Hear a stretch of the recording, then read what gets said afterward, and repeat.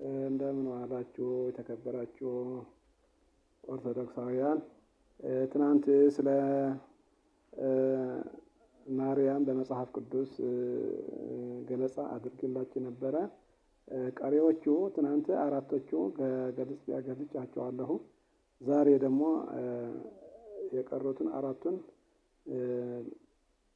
አምስተኛዋ መግደላዊት ማርያም ጌታችን 7 አጋንንት ያወጣላት ናት።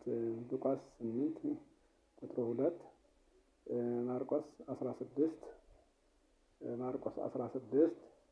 9 ብታነቡት ታገኛታላችሁ። ስድስተኛዋ የቀለዮጳ ሚስት ማርያም ናት። የዮሳ እናት ይላታል። ማቴዎስ 13:55፣ ማርቆስ 6:3 ላይ ብታነቡ ታገኛታላችሁ። ሰባተኛዋ የማርቆስ እናት ማርያም የወንጌላዊው ማርቆስ እናት ናት። የሐዋርያት ሥራ 12:12 ላይ ታገኛታላችሁ። ስምንተኛዋ ማርያም ባውፎሊያ ይላታል።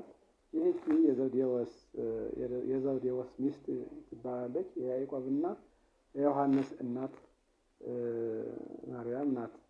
ማቴዎስ 20 ምዕራፍ 20 ቁጥር 20 ላይ ብታነቡ ታገኟታላችሁ። እንደዚህም ማቴዎስ 27:55 ላይ ብታነቡት ታገኟታላችሁ። እንግዲህ ቀጣዮቹ ጊዜ ደግሞ እንደዚሁ በመጽሐፍ ቅዱስ የሚያከራከሩ ቃላት ወይም ደግሞ እንደዚሁ ያሉ ቃላትን በገለጻ እናደርግላቸዋለን። ስለ አዳመጣችሁ አመሰግናለሁ። እግዚአብሔር ይስጥልን።